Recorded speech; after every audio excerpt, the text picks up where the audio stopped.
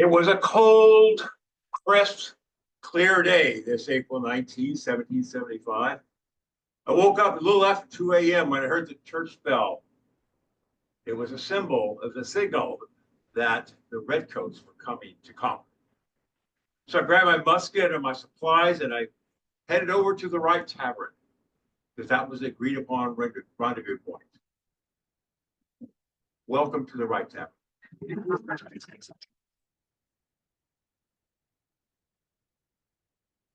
My name is Tom Wilson, and I'm chair of the Wright Tavern Legacy Trust. We're the group that is been working to restore, develop, and now manage this wonderful, historic, iconic building. It's really a pleasure for us to have you all here. This is one of the first major events that we had an opening yesterday. We had about over 300 people pouring through here yesterday.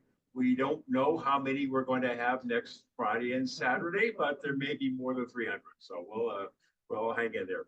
But we'll all do this together and we'll have a great time and really enjoy the experience. If you know a little bit about the Wright Tavern, just as a quick note, it was a rendezvous point for the militias as they woke that morning at the sound of the bell and with Samuel Prescott's arrival into Concord. And we're going to learn more about that whole event and what that was part of as a process by our great speaker in a few moments. And then it was also when the militia had to decide, are we going to stand our ground and defend our town, knowing we were going to be heavily outnumbered, or do we basically move into the hills, wait for other reinforcements to come, and then do what we have to do in terms of protecting our liberty? And so the Wright Tavern then became a place where the British set up their headquarters, partly this and a number of other places. And so you are in the real place. You are in the place that John Hancock and Sam Adams and Joseph Warren and a number of others really were meeting here and engaging about what do we do to protect our liberty, to deal with tyranny, and to build, if you will, for many people, a new nation. And we are at the beginning roots of that as we celebrate that these next several weeks. And by the way, 6 months before that, we had a provincial Congress. They met in the meeting house. But you know, I don't know about you, but big decisions are never made in big groups. They're made in small groups over a couple of brews, if you will. So the leaders of the provincial Congress met here in many ways and began to craft what was going to be the new Massachusetts colony, independent of British control. So there's a lot of history that, excuse me, that occurred in this building. And when I was giving a tour to a group of college kids one time, I said to them, and you know something, if you just quiet them a bit, you could almost hear their voices. So I hope you get an opportunity to wander around the building a bit at the end of our program. But most importantly, I want to just welcome you to today and to having a great program. Now, this program is sponsored by some of our great partners. The Robbins House and Freedom's Way are both important partners. In fact, they have both of them have now moved their headquarters to our second floor. So we are forming a partnership with that organization and looking for lots of ways that we can develop programming and education and things for kids and adults and all that. And we're going to transform, if you will, a lot of this building to make it something that will be sustainable financially as well as from a authentic point of view. Someday, knock on wood, we'll actually have a tavern we're going to try to build. What I tell the Historic Commission is that we're not doing anything radical. We're just trying to take it back to its original roots, you know, a place where people gathered and drank a little bit here and there, and engaged in civic conversation and discourse, all in the spirit of building the roots of democracy. So Bob Allison, professor at Suffolk University, one of the great leaders of the Rev 250 and really the pioneering of and the driving force in many ways in Boston and a lot in this whole region for what we're trying to celebrate over these next several weeks.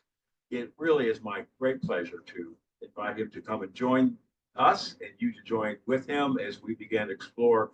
So how did we get to a revolution?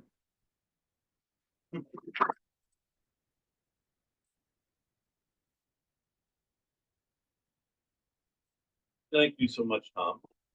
And thank you, Shelley, for organizing this. What a privilege it is to be able to come to the Wright Tavern to talk about what was happening in 1775 and beyond, because this really is, as Tom was saying, where it happened. You know, John Adams said the American Revolution was accomplished before a drop of blood was spilled at Lexington Green. I know in Concord, Lexington, there's a real dispute about where the and John Adams made it clear it began in every town in Massachusetts and actually in the mind of every citizen of Massachusetts. It was a revolution he thought began, well, he did say that in 1761, when he heard James Otis deliver his argument against the writs of assistance, that then and there the child independence was born. He saw independence then growing, this sentiment about how we would be governed. Would we be governed by a distant parliament, or would we be governed by our fellow citizens in the towns of Massachusetts? And that, to Adams, was the revolution. And it did happen in places like this, in towns like this, where people were arguing with one another, debating with one another. One British general, Sir Henry Clinton, suggested at one point, when the war was going badly for the British side, the best thing the British could do was pull all of their forces to Canada and Florida. And the Americans in between then would fight among themselves for about a dozen years. They'd ultimately get tired of killing one another and would ask the British to come back. We've not yet gotten tired of arguing with one another. And I hope that will long continue, because it really is that spirit that keeps the Republic alive. And we all know, I hope everyone in Concord knows of what happened on April 19th. I'm not going to recite those particular events, which should be seared in our memories. And of course, next weekend, you'll have an opportunity to revisit them. But just thinking about what happened the next day, on April 20th of 1775, General Gage in Boston, the governor of Massachusetts, as well as the commander of the military forces, awakes to a completely new situation. He had sent this expedition out to Concord not to start a war, but to prevent one. This expedition, like the ones he had sent to Portsmouth, New Hampshire in December, to Salem in February, and to Cambridge in September of 1774, was meant to disarm these colonists, to prevent them from fighting against the British. The expedition to Concord has the opposite effect. Instead of preventing a war, it begins one.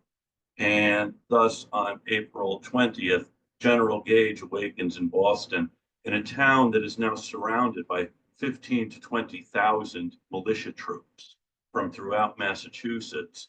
And by the end of the week, there will also be troops from Connecticut, New Hampshire, Rhode Island, and by the middle of June, forces from Virginia and Pennsylvania. So Gage and the British Army in Boston are now surrounded. Gage himself has reinforcements coming. In February, Parliament had debated what to do about this American crisis. Americans had first gotten word of the Earl of Chatham, the former William Pitt's speech urging reconciliation with America. And the first glimmer we had was that in Parliament, there's at least one voice raised for let's avert this catastrophic war. But that wasn't the course Parliament took. Parliament instead decided to get tough and put Massachusetts, they were tired of dealing with these recalcitrant Yankees, these Puritans who were always sure that they were always right, would not listen to reason, and would not agree that the empire should govern them. So they decided to send a bigger military force, thinking you just needed a sterner show, and this would convince the Massachusetts citizens that they were better off in the empire. And so coming from England in April of 1775 were three new British generals, along with troops, to have a bigger show of force. And so this is the state of things in April. Gage knows there's more support coming. He also knows he now is surrounded.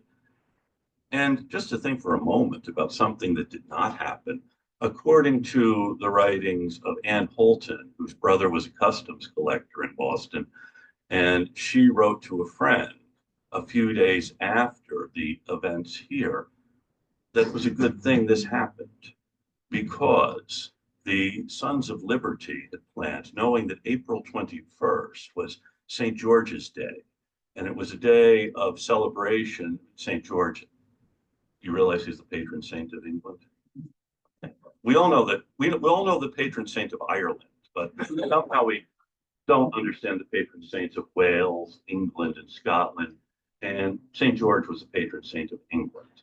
And his day is April 21st. And there was going to be a ball by for the British officers in Boston. They were all going to be at Faneuil Hall celebrating this. The Sons of Liberty planned to plant gunpowder in the basement of Faneuil Hall and blow it up. That would have been the opening of the American Revolution, the blowing up of the British command in Faneuil Hall, which would give it a much different tone, of course, than the embattled farmers standing at Concord Bridge defending their liberties. It didn't happen. And by the way, the only evidence we have for the plan was from Anne Holton writing. She would, of course, have thought the worst of these Americans, and she ultimately, and who knows, state of things in April of 1775, with Boston now surrounded, and there's a chair up front if you'd like to sit down. Chair.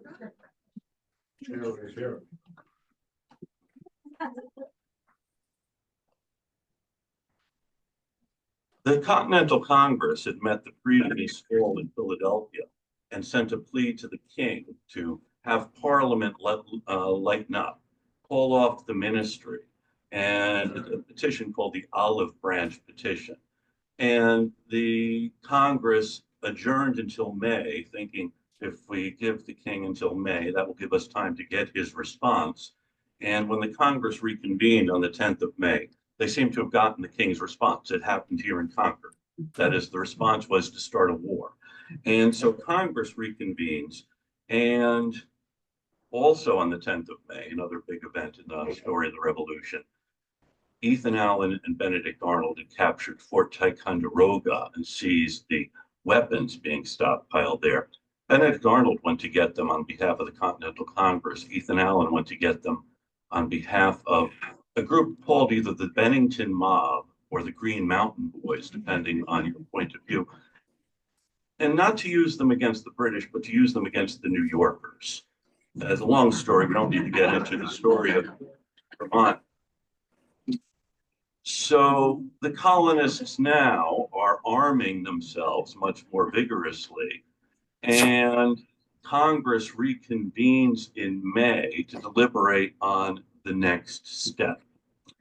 And the big step that Massachusetts wants them to take is to do something about the 20,000 troops surrounding Boston.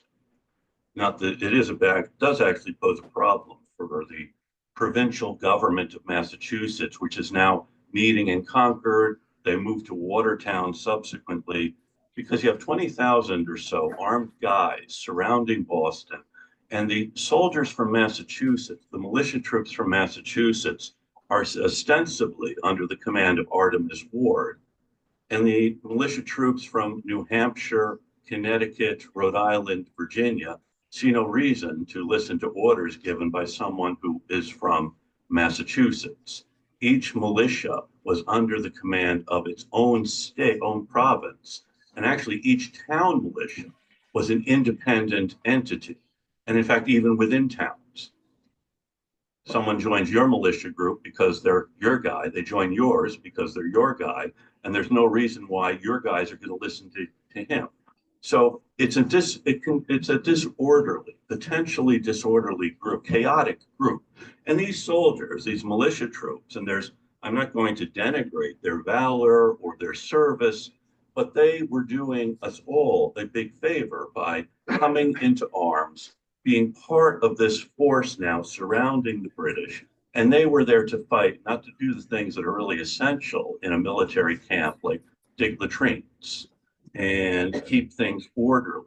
So a lot of young guys who are away from home, camping out, and Cambridge Harvard Yard becomes one of their first real camps. They occupy the buildings of Harvard, which allows actually Harvard to reconvene in Concord during this unpleasantness. And These guys are, well, I don't know if any of you, those of you who were once young, had experiences like this where you're away from home with lots of other young guys at the same time. You're away from your wives, your families, and a lot of other folks come to camp too, liquor salesmen, others, knowing that there's a ready market here in Cambridge, and then the troops extend down into Roxbury, forming an arc around Boston. It's a disorderly place, and Massachusetts very much wants to bring some order to this. Also, another problem was each militia unit was being paid by its own province. And Massachusetts is afraid that the ones here are going to start looking to the coffers of Massachusetts to pay them. So Massachusetts very much wants a continental army created out of this, which will make all of these troops the responsibility of someone else, meaning the Continental Congress. So when Congress convenes, it's deliberating on what to do about these troops and how to create them into a continental army. Now, the Adamses, of course, had gone to the Congress, and they are the leaders from Massachusetts. John Hancock, another guy from Massachusetts, is the president of Congress, but also in attendance is George Washington of Virginia. And he comes and wears his uniform, saying it's a symbol that the time for talking is over. It's now a time for action. Of course, the big thing Congress always does is talk, but they also form committees. They form a committee on how to create a continental army, and Washington is on this committee along with Samuel Adams. And there's also a real fear that the British are now going to move their forces to New York. So Congress has a committee to plan the defenses of New York, and Washington is on that one, along with William Cushing from Massachusetts. And Washington seems to have impressed Cushing and the Adamses with his forthrightness, his clear head. Thus, when Congress is debating creating a continental army, John Adams rises to say, we're discussing creating a continental army. We also should discuss who will command it. And I have someone in mind. Someone who has military experience. Someone who is known and respected throughout the colonies. And someone who has a large fortune. He is already committed to the cause. As Adams is speaking, John Hancock sits up. He knows Adams is talking about him. Military experience, Hancock is commander of the 1st Corps of Cadets, a militia unit in Boston made up of wealthy young gentlemen like John Hancock. And they had really cool uniforms, which Hancock paid for. And they looked really good when they were marching. So yes, Hancock has military experience. Known and respected throughout the colonies, Hancock is president of the Congress. A large fortune committed to the cause. Well, Hancock has been bankrolling this since the mid-1760s. So he knows, and who better to command an army of New Englanders than a popular New Englander? As he's speaking, George Washington begins to think, I wonder if he means me. And Washington gets up and leaves the room. And John Adams says, the person I have in mind is George Washington of Virginia. Hancock's face freezes. He glowers at Adams. And according to Adams, he never spoke to him again, which I don't think is something Adams missed. Later that day, Washington says to Patrick Henry, you may count upon it, Mr. Henry. From this day, you can trace the ruin of my reputation. He knew what he was in for.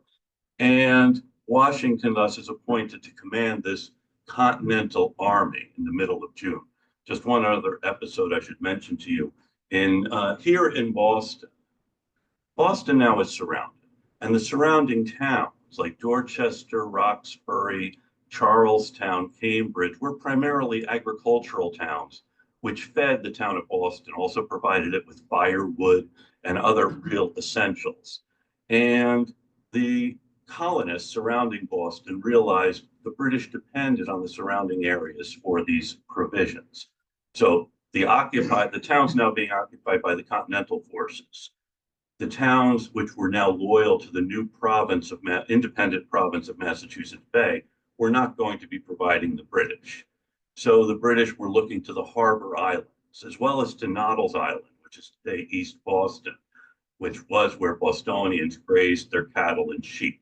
So the provincials burned all of the hay on the harbor islands. And then in May, they had an expedition to Noddle's Island to scour it of the cattle, the sheep, the livestock there. And in doing so, they set a fire which alerted the British that they were there.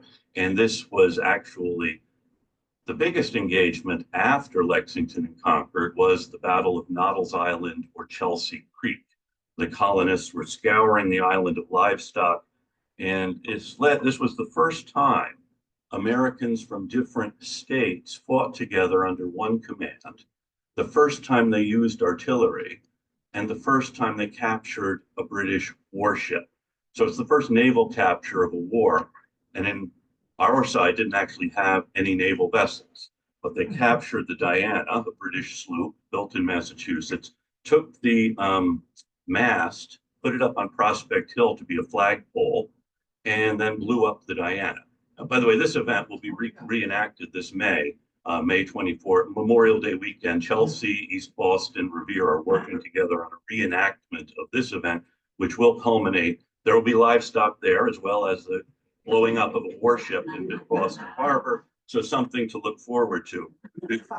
You'll just whet your appetite next weekend here, and then you'll see what happens in May. One consequence of the Battle of Chelsea Creek, we don't know how many British casualties there were. The Americans reported mass graves on Boston Common, blood flowing out of the scuppers of the Diana and other things, which they think were an exaggeration, but there were no American casualties, which was convincing to our side that A, we were invincible, and B, we were invincible because God was on our side. And it's an inspiring thing to think God is on your side, but also can be a troubling thing because it gives you an exaggerated sense of your own immortality. So this is what's happening here as Washington is on his way to Boston to take command of this army. By the way, for General Gage, it means he has to go further afield to get provisions. And in the midsummer, he reports back to London that he had sent a ship to Connecticut. And he's quite gleeful because it brought back cattle and sheep. Now, if you've been without fresh provisions and everyone in Boston, as well as your army, is eating ship biscuit and dried beef and dried pork, and suddenly you get fresh beef and fresh pork and fresh mutton, you'll be happier about it. But someone in London reading this thinks this is ridiculous. We have this general in charge of this operation who's really happy about getting a bunch of cattle. And a British newspaper, a London newspaper, has a little poem about this, that in days of old, British troops captured warlike kings in battle. Now, alas, their glory droops, for Gage takes naught but harmless cattle. So, Washington, on his way to take command of the Continental Forces in Cambridge, is in New York when he gets a dispatch arrives from Boston on June 8th, 19th or so, which is news of the Battle of Bunker Hill.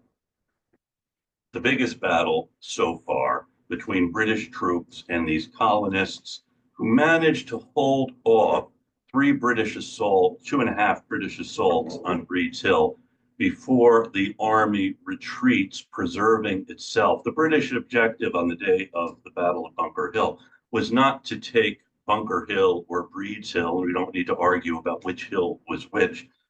It was to get to Cambridge and disperse the army there. And in trying to get through Charlestown, they encounter fortifications which had not been there the day before. And General Gage reports that the Americans had been able to put up a fort overnight that would have taken his men 3 months to build. And that thereafter, British troops thought the Americans were capable of flying through the air like Aladdin's genie and planting fortifications on the tops of hills. And that was the last time the British would attempt to attack any position the Americans had had 24 hours to fortify. So it's a lesson for the British in not underestimating your opponent. It's very costly for the British. They do hold the hill at the end of the day, but their 3,000 man forces had about 900 or to 1,000 casualties. Small armies, Gage wrote, cannot sustain such casualties. Or as Nathaniel Green put it, I wish we could sell them another hill at the same price. Over the course of this long war, something like 75 British officers died in battle, and 25 of them died at Bunker Hill. So on one day. So this is what's happening. And Washington has this idea that all he needs to do is lure the British into one more battle like this, and that will be enough to convince the British public to give up the war. That he understands his task is not to defeat the British army, but to convince the British public that they can't win the war. So that's going to become Washington's task over the next 8 years. At the same time, Congress, now meeting and still meeting in Philadelphia, decides that the best thing to do is actually launch an invasion of Canada. And so first, Philip Schuyler, a general from New York, political figure from New York, probably best known to us now as the father of the Schuyler sisters, made immortal by the play Hamilton. Schuyler is going to be the general in charge. His health always fails him.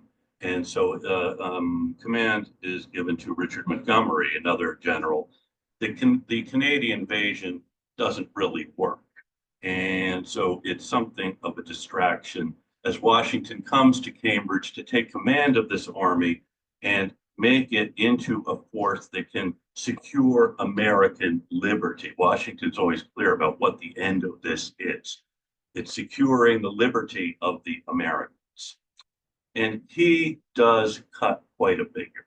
Abigail Adams writes to her husband, who's in Philadelphia, after having gone to Cambridge and had dinner with Washington and others. I was struck with General Washington, she wrote. You had prepared me to entertain a favorable opinion of him, but I thought one half was not told me. Dignity with ease, complacency, the gentleman and soldier look agreeably blended in him. Modesty marks every line and feature of his face. Those lines of Dryden instantly occurred to me. Mark his majestic fabric.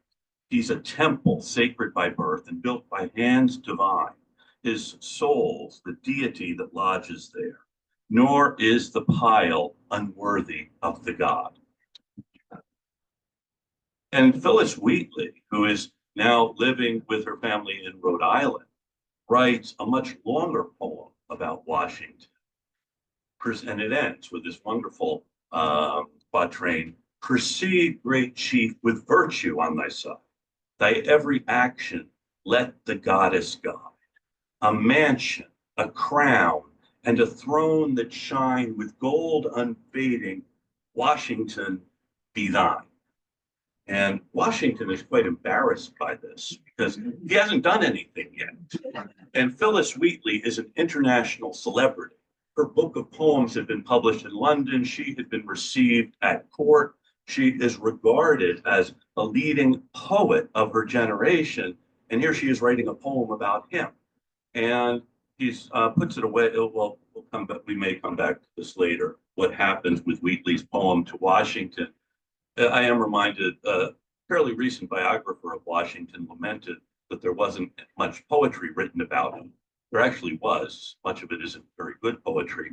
In the 1890s, a young girl in Chelsea, Mary Ann, who is a Russian Jew, her family had fled from Russia, and she's in second grade in Chelsea. And she doesn't think her American classmates appreciate enough the character of Washington. Imagine a second grader thinking, my classmates don't appreciate Washington. So she wrote a poem about Washington.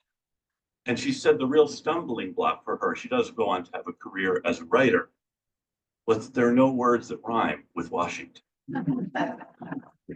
except for Washington. Her poem, nonetheless, was published in a Boston newspaper on Washington's birthday, and that launched her literary career. So there are poems about Washington. I'm not going to recite any more of them for you. That'll be another, after we open the tap room, we can. Washington is less impressed with the New Englanders. The Adamses had told him, what great soldiers the New Englanders are, how warlike they are, how devoted to the cause they are. And all he needed to do was come and get them together, and they would triumph. But he finds these people really impossible. One thing that really sticks with Washington, New Englanders at this time had a phobia about bathing. And not only were their camps really dirty, so were they. And also, there was no real order. As I was saying earlier, these two guys, their militia companies, don't listen to officers who are not from their militia companies. Also, they don't listen to many orders that their commanders give. New England militia companies, the men elected their officers. Now, see how far you get giving commands to people who can vote you in or out. I know there's some people here who have political experience, know you walk a fine line. Or how many ministers in this era were dismissed because their congregation got tired of them lecturing to them about what God wanted them to do. We know what God wants us to do, and it's to find someone who isn't going to lecture us so much. So you have this real problem, no discipline among these ranks. And Washington, every day he is writing practically to someone about what he has gotten himself into. And every day it gets worse. He can't find out how many men there are in his army. Every day there's a different reason why we can't get you that information. Information, he says, we should have been able to get in half an hour. Well, we know some men are supposed to be here, but they're not. So we should count them as being here, even though they're not in camp. Another problem is militiamen are paid once a month. If you are from Connecticut, New Hampshire, or Rhode Island, you're paid on the first of the month. Massachusetts paid its men with the new moon, by the lunar month. So if you're not from Massachusetts and happens to be a new moon, suddenly these guys from Massachusetts got paid. How come we didn't? And these kinds of pesky things. And as I said, the New Englanders don't bathe.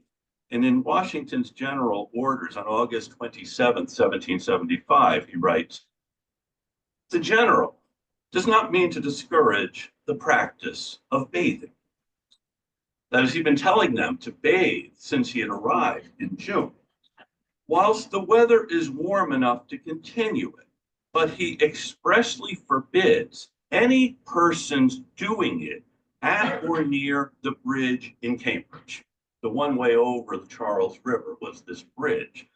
There still is a bridge there, where it has been observed and complained of that many men, lost to all sense of decency and common modesty, are running about naked on the bridge, whilst passengers, even ladies of the first fashion in the neighborhood, are passing over it. So some ladies from the area, some of the ladies of the first fashion, had come to see Washington the day before, and as they're passing over the bridge, there are all these naked soldiers running around them, as if they meant to glory in their shame. The guards and sentries of the bridge are to put a stop to this practice for the future. So Washington has to tell his soldiers on August 22nd, if you're going to bathe, don't do it in the middle of the day from the bridge in Cambridge. And he finds out in early November that the Massachusetts troops are about to observe Pope's Day, which was a great day for Bostonians, where they would burn effigies of the Pope. And it was a quaint tradition here, started actually in the 1690s or so. It commemorates an event that happened in 1604 when some Catholics tried to blow up the Houses of Parliament because Parliament was run by Protestants. And in Boston, the North End mob would make an effigy of the Pope and parade it through the streets, stopping at every tavern. I don't know if they had Pope's Day here in Concord. Perhaps that's something to look into. But the North End group made their effigy of the Pope, carted it through the streets of Boston. The South End mob had their effigy of the Pope. They carted it through the streets. And these two groups, identical demographically, ethnically, by every standard, would ultimately meet up in Dock Square, and then they would get into a big fight. Remember, they've been marching through the streets, drinking, singing, chanting, carrying torches. And they also liked it if everyone illuminated their windows to show how much they disliked the Pope too. But who here is going to illuminate your windows with, say, the Pope and the devil? No one in Concord is going to do that.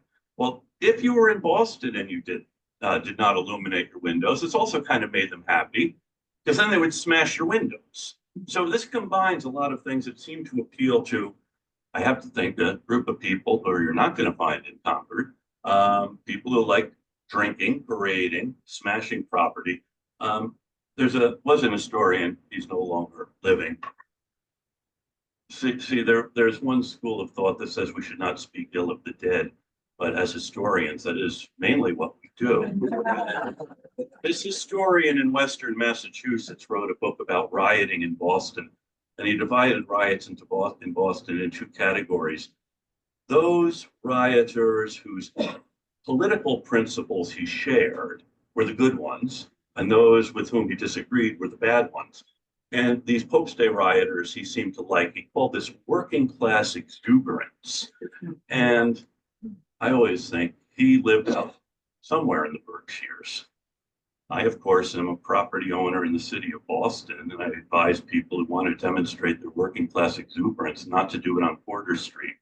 But anyway, Washington. So anyway, the rioters get into this brawl in front of Faneuil Hall. The South End group tries to capture the North End Pope. The North End group tries to capture the South End Pope. If the North Enders win, they burn the Pope in front of Faneuil Hall. If the South Enders win, they haul it out to the Common and have a bonfire there. So the third thing that this group of folks likes is fire. And I don't know how we got onto the subject of Pope's Day, except that in early November, Washington hears that his New England troops are planning to have Pope's Day. He can't believe this because he knows that the United States is trying to secure an alliance with the King of France. We're trying to get an alliance with a Catholic monarch, and you guys are going to insult the head of their church. He can't believe these people. He cannot believe the situation he's gotten himself into. And there is one day when he's, every day, he can't find out how many soldiers he has. He can't get them to bathe, can't get them to listen to orders. And then someone comes in and says, hey, when you arrived, we said we had 300 barrels of gunpowder. We forgot to subtract what we used at Bunker Hill. We have 30 barrels.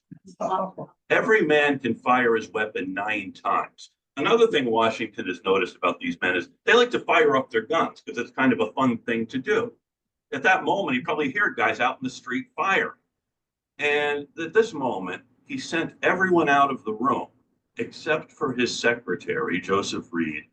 And he spent the next half hour talking is putting it a little too strongly, swearing about the situation he found himself in, the impossibility of it. How did he get himself into this? Using words that Reed had never heard before. Washington had quite a lively vocabulary. Remember, he had been a surveyor, a farmer, a soldier, and he hid this from most of us. This is one of those rare occasions where Washington just let loose for half an hour. What am I doing here? How will I ever win a war with these people? And how will we get enough gunpowder to fight another battle? Now, Washington is impressed with some New Englanders. One is Henry Knox. He first meets Knox in Roxbury. Knox had built a fort on Fort Hill in Roxbury. And Washington is impressed at how well Knox understands military engineering, how you build a fort that's a defensible position. It's what's kept the British from marching out of Boston by way of Boston Neck, but also has the potential to be an position for offense if only Washington has artillery. And so he is going to send Knox to Fort Ticonderoga to get the artillery. And Knox does. Knox and his brother set out for Fort Ticonderoga in November. In early December, Knox writes to Washington that within 2 weeks, I will bring you a noble train of artillery. It takes him until February, but Knox does bring 80 pieces of artillery to Washington, which is going to secure the liberation of Boston.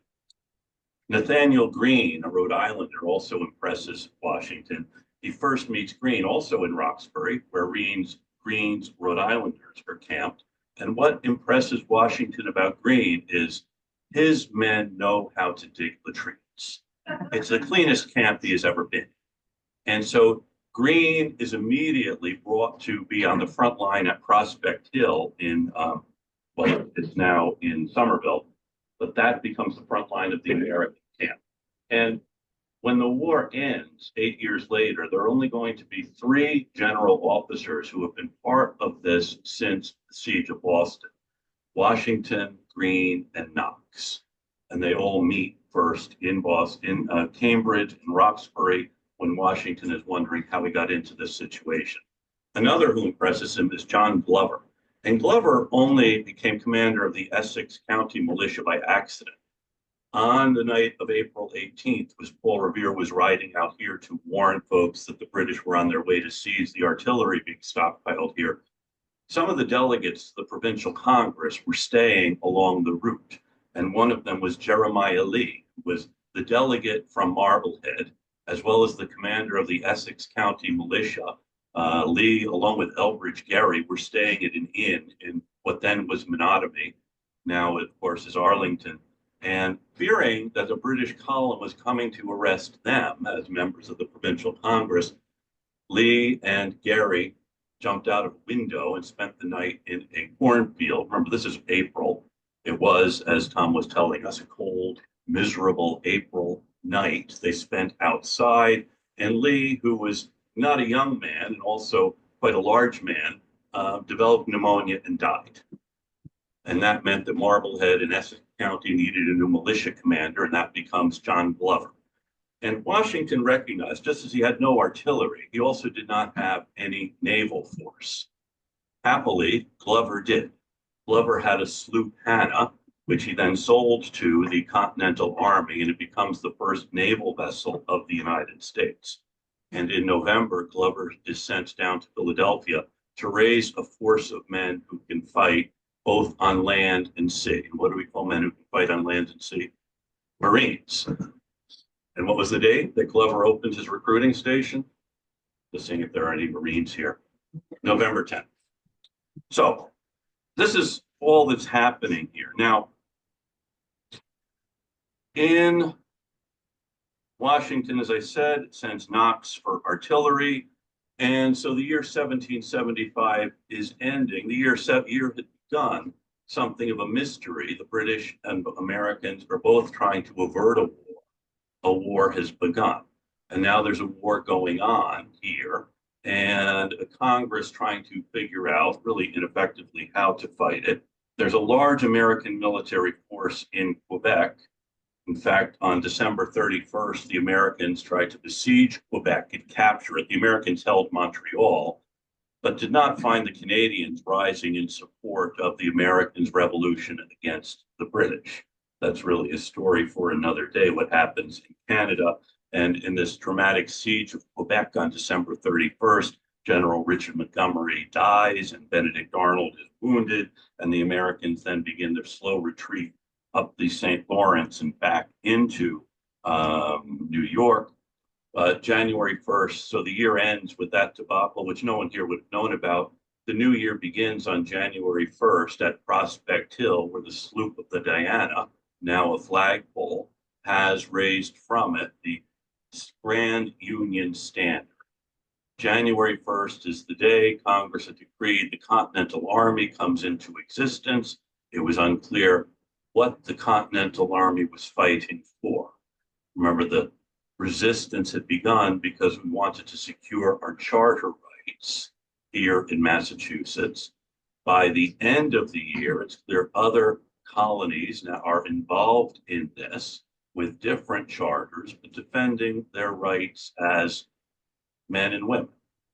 So we have a transition from the defense of our charter rights to the defense of the fundamental rights of men, women, of people. It's a transition you see happening at this point, and the raising of the Union flag is a sign of a new chapter in this war. And it's unclear in 1776 what steps will be taken or what that future will look like, but it will become more clear as the war goes on. Well, thank you.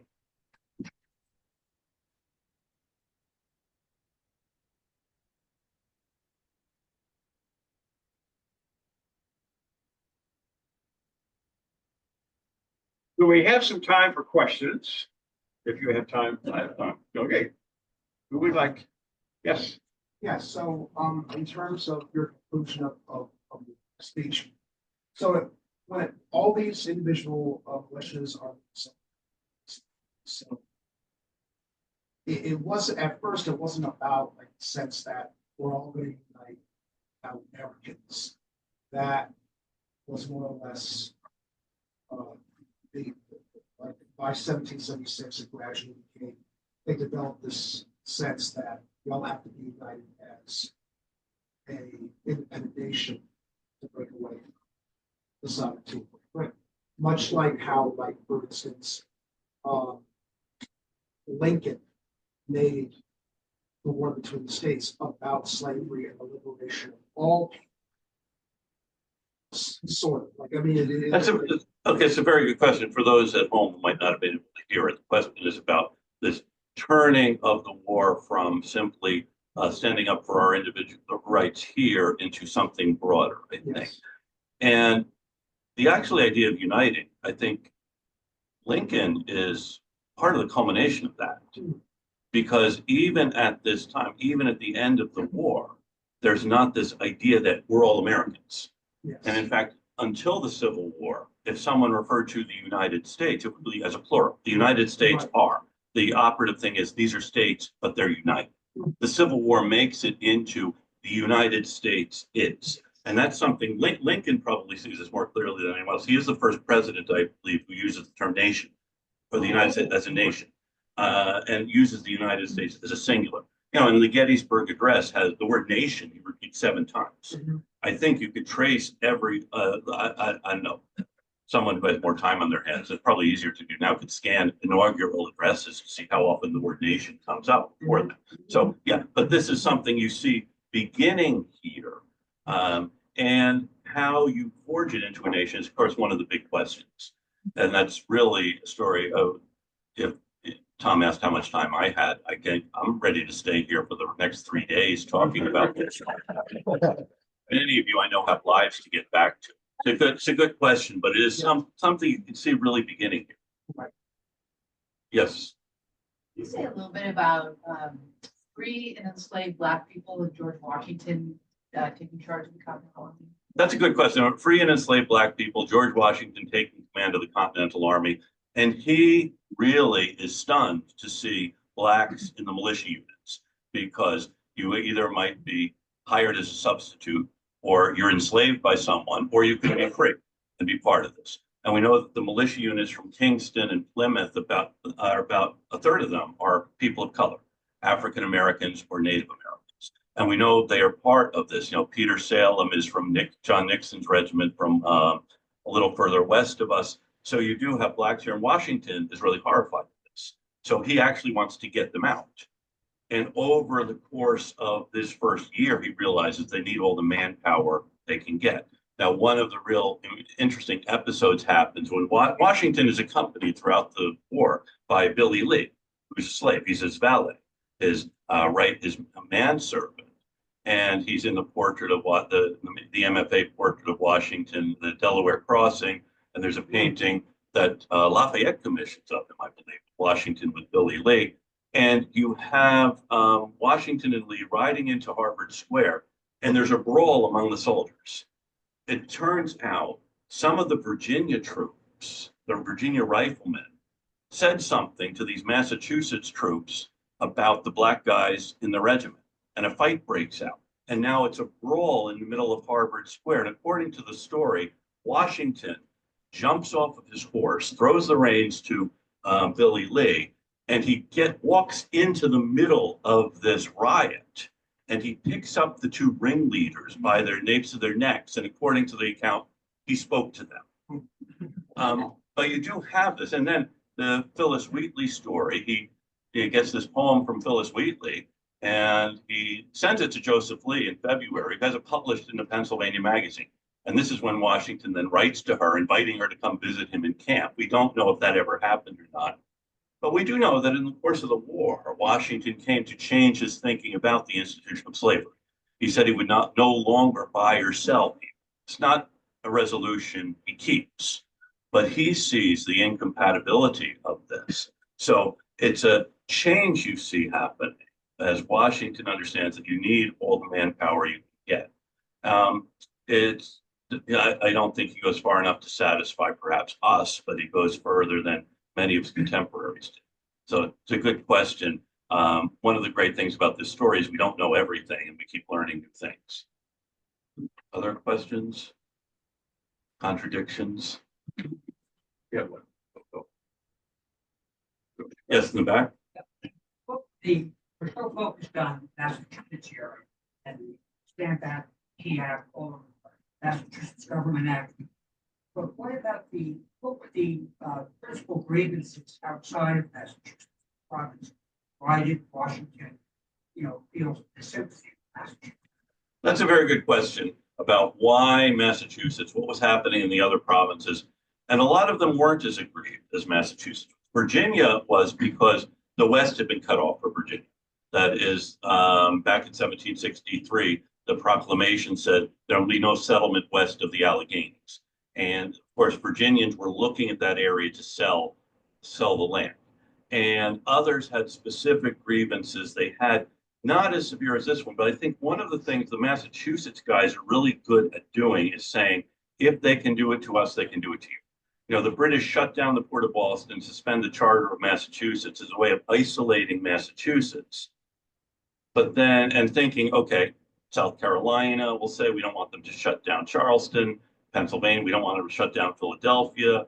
But then the thinking is, if they can shut down that port, they can shut down ours. Similarly, even here in Massachusetts, when Boston is shut down, that should have been a bonanza for Salem, because not only is Boston shut down, but Salem becomes the capital. But Salem is brought in. Part of this is because of the work the Adamses do. Is they recognize a lot of people didn't really like people from Massachusetts. I know that's really shocking to us.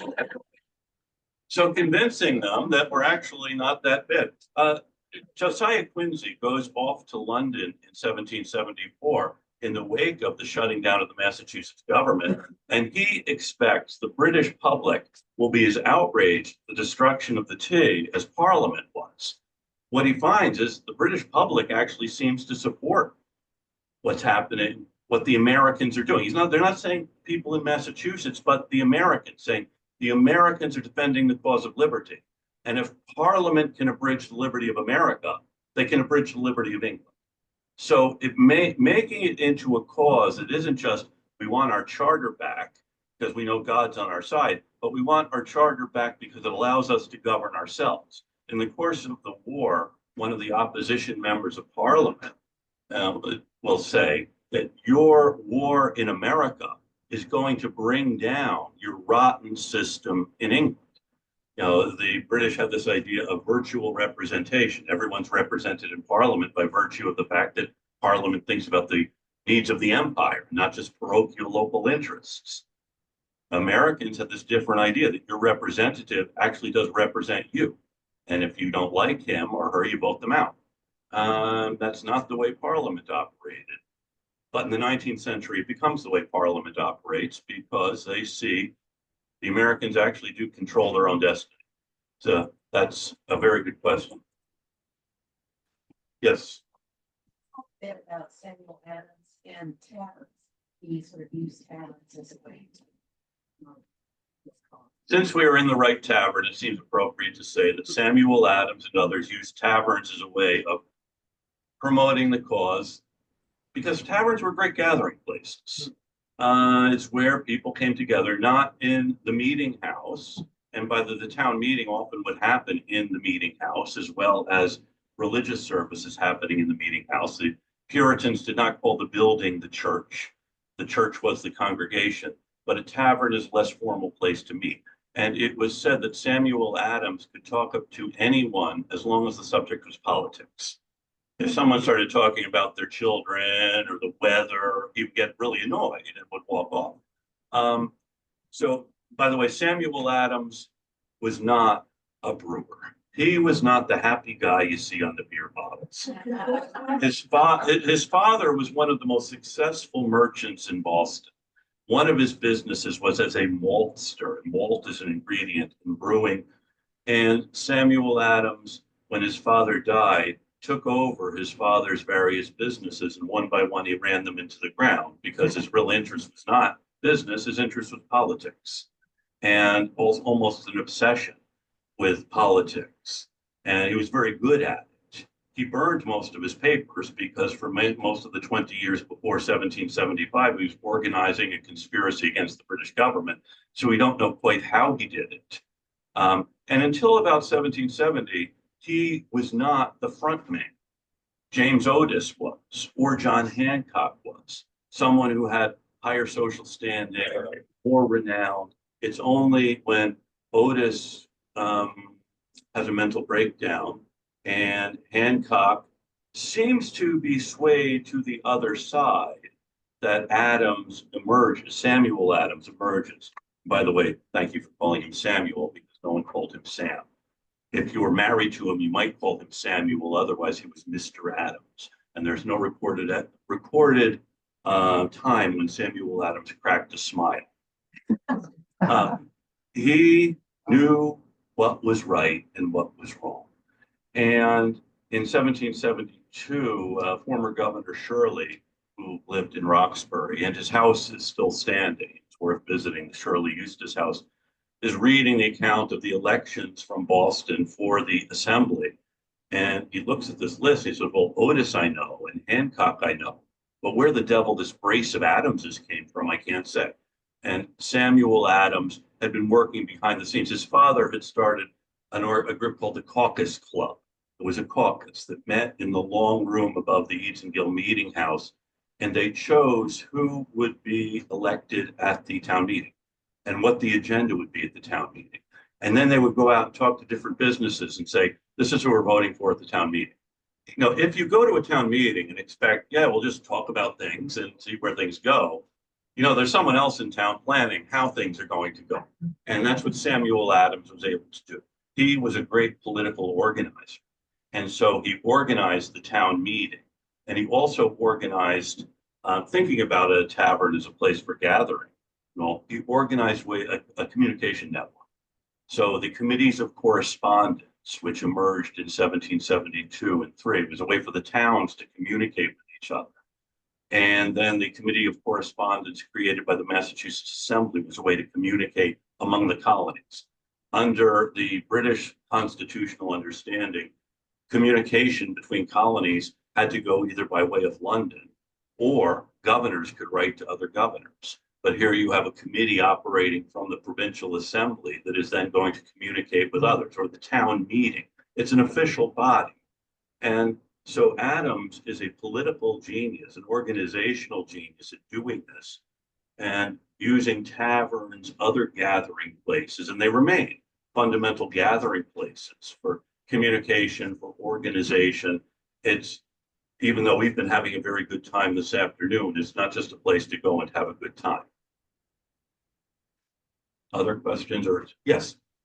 I'm curious about loyalists, and we hear about the movement, loyalists leaving Concord, well, since this is Concord, I'll focus on that, and going north, some all the way to Canada. I just happened to have married into a family where Sammy Whitney got as far as Castine and not Canada. So do you have any observations to share about his role in all of this? I can tell, so the question was about loyalists, particularly Samuel Whitney. I can't really tell you anything about Samuel Whitney.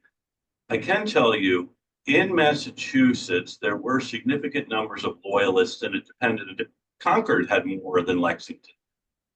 And what happens in 1774 and 1775 is there is a move against, neighbors, family members now are being divided by this big political question. And a lot of loyalists find it is in their interest to leave because they're under attack. Most of them go into Boston to be under the protection of the British. Others, people in Boston who want to be patriots, as we'll call them, even though the loyalists also love their country, leave Boston. So you have an influx of loyalists into Boston to be under the protection of the British government. or the British Army and Navy. And when Gage, or when it's now General Howe, who leaves Boston, and what was the date of the British evacuation of Boston? Thank you, March 17th, 1776, which next year will be celebrated as Massachusetts' Independence Day with fireworks and other things. So stay tuned. Gage, or Howe, has to take about 1,100 people with him, those who had remained loyal. Some managed to come back because in the wake of leaving too, their property might be seized. Sometimes the husband would leave, his wife would stay and say, well, she was never involved in anything, so she'd hold on to the property. A lot of the property then was delivered to other people, which is how Mercy Otis Warren and her husband get Thomas Hutchinson's old house. And so a lot of loyalists lose their property.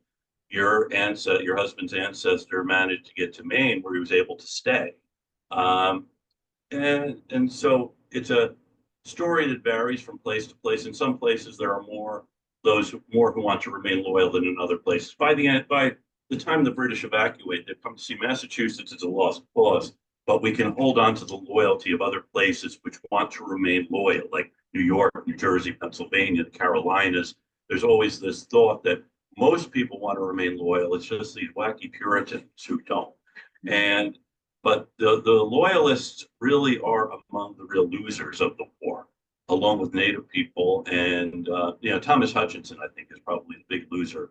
The Whitneys seem to have done okay if they went up to Maine and now are back.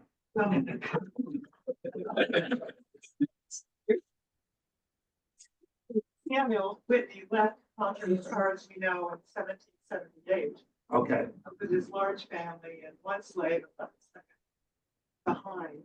Boston first, reference, and then. There's a funny may be the wrong word, just like interesting may be the wrong word.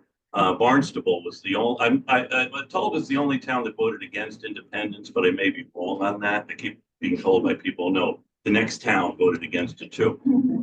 But in Barnstable, there was one loyalist, Edward Bacon, and he was a fairly wealthy guy. It's a misnomer, by the way, to think the loyalists were rich people.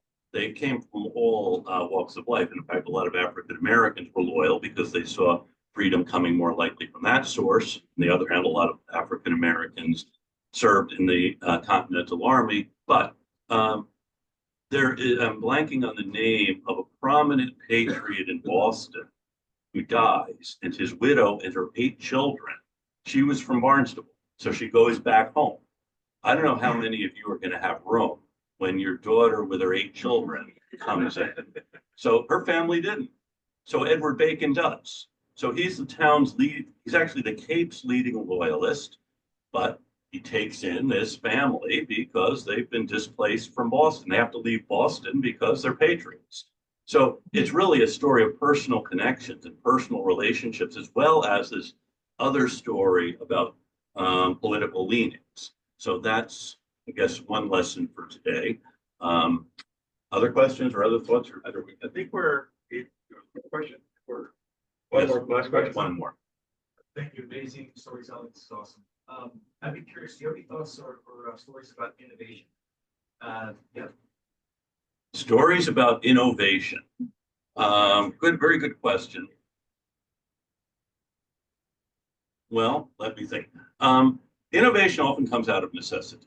And you do see a lot of it during the course of this war. And one of the biggest innovations here is a system of government. In fact, one of the real triumphs of one of the real grievances that the Patriots had was that the Hutchinsons and the Olivers held on to all this power. And you can easily imagine a change whereby we got rid of the Hutchinsons and the Olivers, we replaced them with the Adamses and the Otises. But the Massachusetts Constitution actually forbids that, mandates a separation of powers, that that the legislature cannot exercise executive or judicial functions. The executive can't exercise legislative or judicial functions. The judiciary can't be a legislature or an executive, to the end that this will be a government of laws and not of men. And that's really the essential thing that comes out of the revolution. I'm only under contract today to talk about what ends in 1775, but that's probably the greatest innovation. Also, thinking about revolutions generally, the experience we've had in our lifetimes is, even though it seems impossible to get rid of the bad old regime, that's actually easier than creating a regime that won't be worse. And this is one of the only ones I can think of where they don't do that. They create a regime which continues to allow us to argue with one another and to debate with one another and sometimes fight with one another, but generally live together under one government. Great. Thank you. Thank you.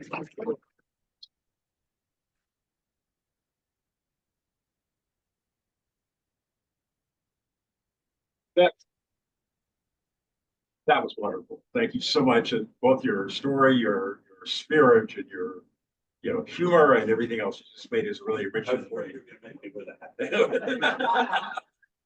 also want to point out, Shelley Hawks is probably the instigator of this event. It will be of other events for us. So Shelley, thank you very much for being here. And if this was a meaningful experience for you, there is a gift shop just next door, and you're welcome to find an item that would remind you of being at your time and your experience at Wright Tavern. Come back often. We would continue to evolve and develop this to a place for gathering, for discussion, for discourse, for democracy, and for having a beer. So I want you to enjoy your day, and we will see you out in the world.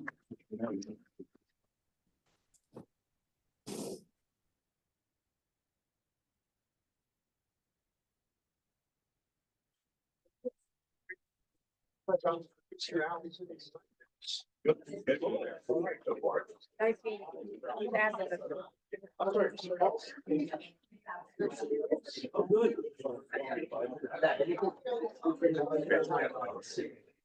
you.